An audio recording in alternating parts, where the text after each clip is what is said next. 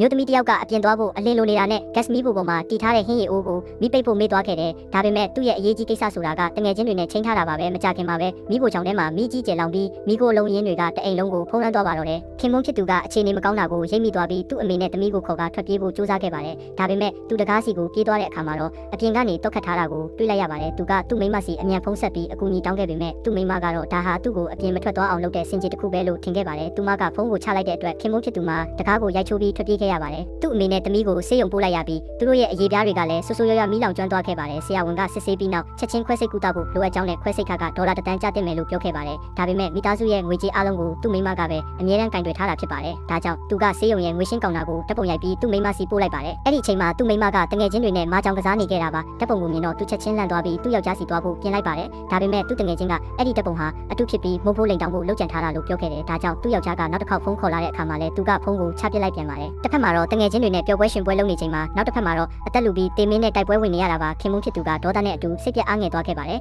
အဲ့ဒီအချိန်မှာပဲသူ့မိန်းမရဲ့လူမှုကွန်ရက်ပေါ်က post တစ်ခုကိုတွေ့လိုက်ပြီးဒီနေရာကအနီးအနားကကလပ်တစ်ခုမှဖြစ်နေတာကိုသိလိုက်ရတယ်ဒါနဲ့သူဒေါသတကြီးနဲ့အဲ့ဒီကိုသွားပြီးလူပုံအလဲမှာသူ့မိန်းမစီကနေပတ်စံတောင်းခဲ့ပါတယ်သူ့မိန်းမကလည်းဘန်ကတ်တစ်ခုကိုချက်ချင်းထုတ်ပေးလိုက်ပေမဲ့အဲ့ဒါကကွာရှင်းပြက်ဆဲကဖြစ်နေခဲ့ပါတယ်သူကသူ့ယောက်ျားရဲ့အကျိုးအကြောင်းမခိုင်လုံတဲ့အပြုအမူကိုဒီမခံနိုင်တော့ပဲဒီဇလန်းကိုဖော်ထုတ်ဖို့အတွက်ဆေးရုံကိုအတူလိုက်သွားဖို့ဆုံးဖြတ်ခဲ့ပါတယ်ဆေးရုံမှာတော့ခင်မုန်းဖြစ်သူကကတ်ကိုယူပြီးငွေရှင်းဖို့အမြန်ပြေးဝင်သွားပါတယ်ဒါပေမဲ့သူ့မိန်းမရဲ့တငယ်ချင်းအမြင်မှာတော့ဒါဟာပတ်စံလိမ်တဲ့အကြံစီအောင်မြင်သွားတာပါပဲဒီစကားကိုကြားတော့သူ့မိန်းမကချက်ချင်းပဲဘန်ကိုဖုံးဆက်လိုက်ပါတယ်ခင်မုန်းဖြစ်သူကကတ်ကိုဆွဲလိုက်တဲ့အခါမှာတော့ကတ်ကိုအသုံးပြုလို့မရအောင်ပိတ်ထားတာကိုတွေ့လိုက်ရတယ်သူကဆေးရုံအပြင်ကိုပြေးထွက်ပြီးသူ့မိန်းမနဲ့မျက်နှာချင်းဆိုင်ဖြည့်ရှင်းဖို့လုပ်ခဲ့ပေမဲ့သူ့မိန်းမနဲ့တငယ်ချင်းတွေကကားနဲ့ထွက်ခွာသွားခဲ့ကြပါပြီအဲ့ဒီအချိန်မှာပဲယောက်ျားဖြစ်သူစီကိုဆေးရုံကနေဖုံးဝင်လာပါတယ်သူ့အမေနဲ့သမီးဟာကုသမှုနောက်ကျသွားတဲ့အတွက်ဆုံးပါသွားခဲ့ပြီဖြစ်ကြောင်းသိလိုက်ရပါတယ်ဒီဖြစ်ပျက်ရဲ့တရားခံတွေဟာသူ့မိန်းမအပြင်သူ့မိန်းမရဲ့တငယ်ချင်းတွေနဲ့လည်းသက်ဆိုင်နေခဲ့ပါတော့တယ်